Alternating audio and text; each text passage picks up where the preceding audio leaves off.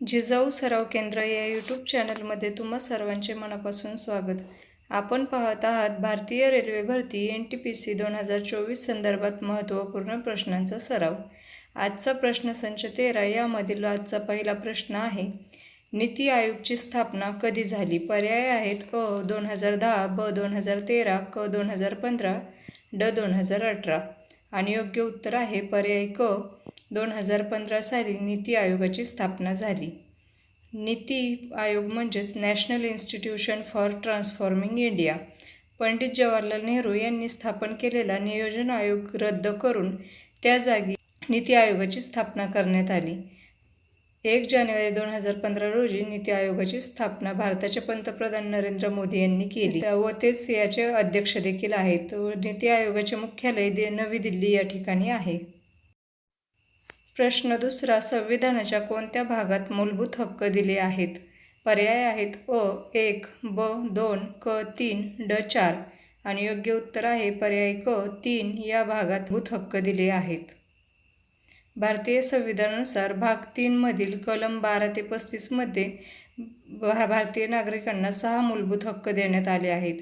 तर 1976 मध्ये 42व्या घटनादुरुस्तीने भाग 4 मधील 51A मध्ये 10 मूलभूत कर्तव्य देण्यात आले. तर 2002 मध्ये 86व्या घटनादुरुस्तीने अजून एका मूलभूत कर्तव्याची जोड देण्यात आली. म्हणजेच एकूण 11 मूलभूत कर्तव्ये देण्यात आली. प्रश्न तिसरा. भारतीय लोकसंख्येच्या बाबतीत भारताच्या पहिल्या जनगणनेचे वर्ष कोणते होते? पर्याय आहेत अ 1871, ब 1881, क 1891, ड 1901. आणि योग्य उत्तर आहे पर्याय ब 1881 साली ब्रिटिश राजवटीत पहिली जनगणना सुरू झाली. तर शेवटची जनगणना 2011 मध्ये झाली. नियमानुसार 2021 मध्ये होणारी जनगणना ही कोरोनामुळे पुढे ढकलण्यात आली.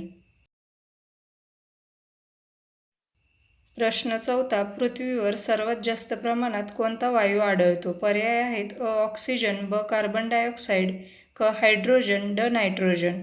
आणि योग्य उत्तर आहे पर्याय ड नायट्रोजन हा वायू पृथ्वीवर सर्वात जास्त प्रमाणात आढळतो. त्याचे प्रमाण 78.1% एवढे आहे. तर आपल्या शरीरासाठी आवश्यक असा ऑक्सिजन वायू 20.9% एवढा आढळतो. तर सर्वात कमी वायू कोणता आढळतो याचे उत्तर तुम्ही कमेंटमध्ये नक्की द्या व तो किती प्रमाणात आढळतो हे सुद्धा कमेंटमध्ये सांगू शकता. प्रश्न पाचवा. कोणत्या ग्रहाला लाल ग्रह म्हणून ओळखले जाते? पर्याय आहेत अ मंगळ, ब बुध, क गुरु, ड शुक्र. आणि योग्य उत्तर आहे पर्याय अ मंगळ या ग्रहाला लाल ग्रह म्हणून ओळखले जाते. मंगळावर मोठ्या प्रमाणात लोह खनिज आढळून येतात.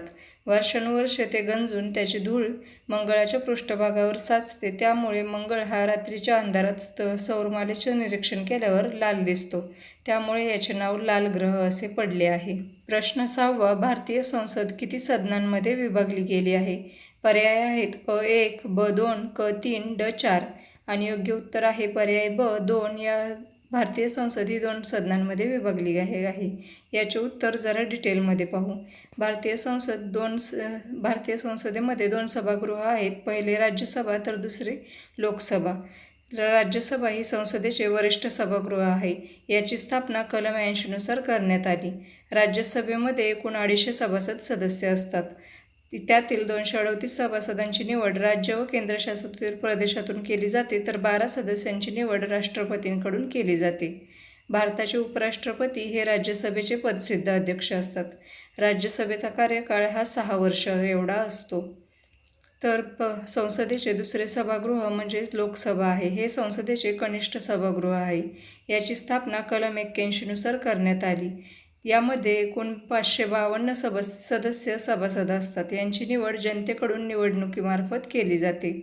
तर सर्व सदस्यांच्या बहुमताने एकाची अध्यक्ष म्हणून निवड केली जाते. त्याला लोकसभा सभापती असे म्हटले जाते. लोकसभेचा कार्यकाळ हा एकूण 5 वर्षे एवढा असतो. लोकसभा व राज्यसभेच्या सदस्यांना खासदार म्हणतात. तर विधानसभा व विधान परिषदेच्या सदस्यांना आमदार म्हणतात. लोकसभा व राज्यसभा यांमध्ये एखादे विधेयक मंजूर करण्याबाबत मतभेद झाले तर या दोन्ही सभागृहांची संयुक्त बैठक बोलवली जाते. या संयुक्त बैठक ही राष्ट्रपतींद्वारे बोलवण्यात येते. कलम 108 नुसार ही बैठक बोलवली जाते. आत्तापर्यंत एकूण 3 संयुक्त बैठका झालेल्या आहेत. पहिली 1961मध्ये हुंडाबंदी विधेयक, दुसरी 1978मध्ये बँकिंग सेवा आयोग विधेयक, तर दुसरी 2002मध्ये दहशतवाद प्रतिबंध विधेयक. प्रश्न 7वा, तापमान मोजण्यासाठी कोणते उपकरण वापरले जाते? पर्याय आहेत थर्मामीटर, बारोमीटर, ऑडोमीटर, हायड्रोमीटर. आणि योग्य उत्तर आहे पर्याय थर्मामीटर. हे तापमान मोजण्यासाठी वापरले जाते. थर्मामीटरमध्ये पारा असतो, त्यामुळे ते तापमान मोजण्यास मदत होते. तापमान मोजण्यासाठी अंश सेल्सिअस, अंश फॅरेनहाइट, अंश केल्विन ही एकके वापरली जातात. विद्यार्थी मित्रांनो, आपले व्हिडिओ आवडत असल्यास आपल्या चॅनेलला लाईक, शेअर आणि सबस्क्राईब नक्की करा. प्रश्न 8वा, ध्वनीच्या वेगाला कोणता घटक प्रभावित करतो? पर्याय आहेत वस्तुमान, ब दिशा, क घनता, ड उंची. आणि योग्य उत्तर आहे पर्याय क घनता. हे ध्वनीच्या वेगाला प्रभावित करते. ध्वनीचा वेग ज्या माध्यमातून प्रवास करतो त्या माध्यमाचे तापमान, घनता आणि लवचिकता यावर ध्वनीचा वेग अवलंबून असतो. माध्यमाची घनता जेवढी जास्त तेवढा ध्वनीचा वेग कमी असतो. प्रश्न 9वा, प्रकाशाचा वेग किती आहे? पर्याय आहेत 3 × 10⁸ मीटर प्रति सेकंद, ब 3 × 10⁵ मीटर प्रति सेकंद, क 3 × 10⁶ मीटर प्रति सेकंद, ड 3 × 10⁹ मीटर प्रति सेकंद. आणि योग्य उत्तर आहे पर्याय 3 × 10⁸ मीटर प्रति सेकंद. सापेक्षतेच्या मूलभूत सिद्धांतानुसार प्रकाशाचा वेग स्थिर असतो. या ठिकाणी व्हॅक्यूममध्ये 3 × 10⁸ मीटर प्रति सेकंद एवढा प्रकाशाचा वेग असतो, तर इतर माध्यमांमध्ये 3 लाखापेक्षा जास्त प्रकाशाचा वेग असतो. या ठिकाणी थोडीशी टायपिंग मिस्टेक झाली असल्यामुळे ते दुरुस्त करून घ्या. प्रश्न 10वा, खालीलपैकी कोणता जीवाणूजन्य रोग नाही? पर्याय आहेत टायफॉइड, ब मलेरिया, क कॉलरा, ड क्षयरोग. आणि योग्य उत्तर आहे पर्याय ब मलेरिया. हा जीवाणूजन्य रोग नाही, तर टायफॉइड, कॉलरा व क्षयरोग हे जीवाणूजन्य रोग आहेत. मलेरिया हा संक्रमित मादी ॲनोफिलीस या डासामुळे होतो. प्रश्न 11वा, कोणत्या घटकाचा शोध हेन्री बेक्केरेलने लावला?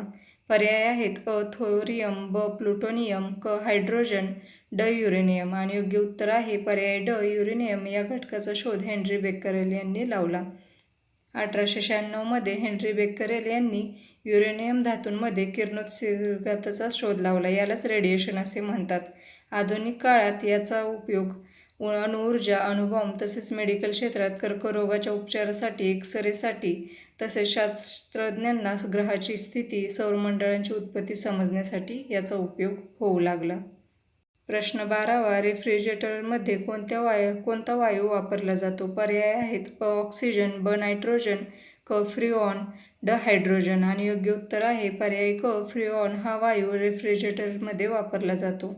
फ्रिऑन यालाच HCFC म्हणजेच हायड्रोक्लोरोफ्लोरोकार्बन्स, CFC म्हणजेच क्लोरोफ्लोरोकार्बन्स असे म्हटले जातात. शब्द जरा मोठे आहेत त्यामुळे जरा अवघड वाटू शकतात, पण व्यवस्थित समजून घेतल्यावर सगळे सोपे आहेत.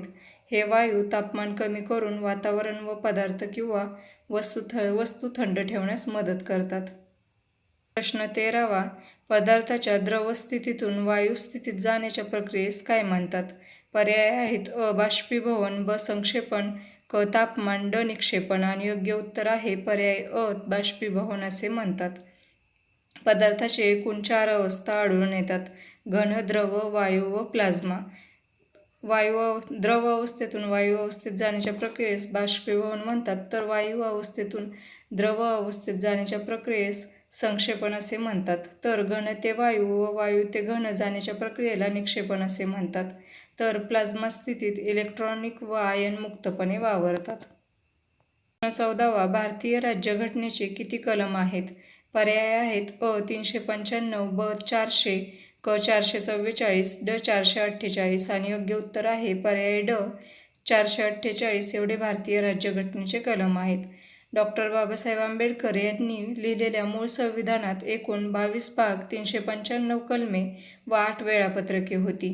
परंतु कालांतराने परिस्थितीनुसार यामध्ये बदल करावा लागला. त्यामुळे सध्या भारतीय संविधानात एकूण 25 भाग, 448 कलमे व 12 वेळापत्रके आहेत. विद्यार्थी मित्रांनो, प्रश्न जर रिपीट वाटत असतील तर कमेंटमध्ये नक्की सांगा. परंतु तुमचे रिव्हिजन व्हावे व त्याबद्दल आणखी माहिती भेटावी म्हणून मी काही प्रश्न रिपीट घेत असते. प्रश्न 15वा. भारतीय लोकशाहीत मतदानाचा अधिकार कोणत्या वयापासून आहे? पर्याय आहेत: अ 16 वर्ष, ब 18 वर्ष, क 21 वर्ष, ड 25 वर्ष. आणि योग्य उत्तर आहे पर्याय ब 18 वर्ष. हे उत्तर तुम्हाला सर्वांनाच माहिती असेल, पण त्या संबंधित माहिती देखील पाहू. मूळ संविधानानुसार मतदानाचे वय 21 वर्ष होते, परंतु 1988मध्ये 61वी घटना दुरुस्ती करण्यात आली व ते वय 18 वर्ष करण्यात आले. 16वा. भारतामध्ये कोणत्या राज्याचा राज्यपशु हत्ती आहे? पर्याय आहेत: अ गुजरात, ब तामिळनाडू, क कर्नाटक, ड महाराष्ट्र. आणि योग्य उत्तर आहे पर्याय क कर्नाटक या राज्याचा राज्यपशु हत्ती आहे. तसेच झारखंड व केरळ या राज्यांचा राज्यपशु देखील हत्ती आहे. तर महाराष्ट्राचा पशु किंवा राज्यप्राणी हा भारतीय महाकाय गिलहरी चित्रात दाखवल्याप्रमाणे आहे. प्रश्न 17वा. भारताचे राष्ट्रपती निवडण्यासाठी कोणते निवडणूक मंडळ कार्यरत असते? पर्याय आहेत: अ संसद, ब राज्यसभा, क लोकसभा, ड निर्वाचक मंडळ. आणि योग्य उत्तर आहे पर्याय ड निर्वाचक मंडळ. हे निवडणूक मंडळ राष्ट्रपतींची निवड करण्यासाठी कार्यरत असते. कलम 54 नुसार भारताच्या राष्ट्रपतींची निवड केली जाते. कलम 52 ते 78 हे राष्ट्रपतींसंबंधितच आहेत. यामध्ये राष्ट्रपतींची निवड, राष्ट्रपतींचे कामकाज, राष्ट्रपतींचे अधिकार तसेच राष्ट्रपतींची निवृत्ती हे यामध्ये समाविष्ट आहेत. विधानसभा, लोकसभा तसेच राज्यसभेचे ठराविक सदस्य मिळून एक निर्वाचक मंडळ तयार केले जाते. यालाच इलेक्टोरल कॉलेज असे म्हटले जाते. ते राष्ट्रपतींची निवड करतात. प्रश्न 18वा. अंधश्रद्धा निर्मूलन कायदा प्रथम कोणत्या राज्यात लागू झाला? पर्याय आहेत: अ महाराष्ट्र, ब कर्नाटक, क गुजरात, ड उत्तर प्रदेश. आणि योग्य उत्तर आहे पर्याय अ महाराष्ट्र या राज्यात अंधश्रद्धा निर्मूलन कायदा सर्वप्रथम लागू झाला. 20 ऑगस्ट 2013 रोजी हा कायदा अंधश्रद्धा व जादूटोणा कायदा म्हणून लागू करण्यात आला.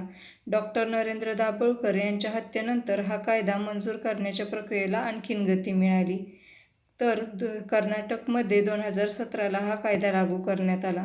इतर राज्यांमध्येही यासाठी प्रयत्न केले गेले, परंतु त्याची कडक अंमलबजावणी करण्यात आली नाही. प्रश्न 19वा. भारतीय सैन्याचे सर्वोच्च सेनापती कोण असतात? पर्याय आहेत: अ पंतप्रधान, ब गृहमंत्री, क राष्ट्रपती, ड संरक्षण मंत्री. आणि योग्य उत्तर आहे पर्याय क राष्ट्रपती. हे भारतीय सैन्याचे सर्वोच्च सेनापती असतात. राष्ट्रपती हे भारतीय सैन्यातील तिन्ही दलांचे सेनापती असतात. त्या तिन्ही दलांचे सैन्याचे नियंत्रण हे राष्ट्रपती करतात. तर जगामध्ये सर्वोच्च सेना ही US या देशाची सर्वप्रथम आहे. तर त्यानंतर रशिया, त्यानंतर चीन व 4थ्या क्रमांकावर भारत आहे व 5व्या क्रमांकावर दक्षिण कोरिया आहे. प्रश्न 20वा. सर्वप्रथम रिझर्व्ह बँकेचे पहिले भारतीय गव्हर्नर कोण होते? पर्याय आहेत: अ C.D. देशमुख, ब लॉर्ड विल्यम बेंटिक, क लॉर्ड माउंटबॅटन, ड ऑसबोर्न स्मिथ. आणि योग्य उत्तर आहे पर्याय अ C.D. देशमुख. हे भारतीय रिझर्व्ह बँकेचे पहिले भारतीय गव्हर्नर आहेत. हे ब्रिटिश काळात RBIचे पहिले भारतीय गव्हर्नर होते. 1943 साली हे भारतीय RBIचे उच्च पदावरचे पहिले भारतीय गव्हर्नर म्हणून यांनी कार्य केले. त्यांचे संपूर्ण नाव चिंतामण द्वारकानाथ देशमुख. त्यांच्या कार्यकाळात 1949ला RBIचे राष्ट्रीयकरण करण्यात आले. तसेच ते स्वतंत्र भारताचे पहिले राज्यपाल देखील होते. व्हिडिओ संपूर्ण पाहिल्याबद्दल तुम्हा सर्वांचे मनापासून धन्यवाद. तसेच व्हिडिओ आवडल्यास चॅनलला लाईक, शेअर आणि सबस्क्राईब करायला विसरू नका. सोबतच बेल आयकॉन देखील प्रेस करा, म्हणजे जेणेकरून जेव्हा माझे व्हिडिओ येतील त्याचे नोटिफिकेशन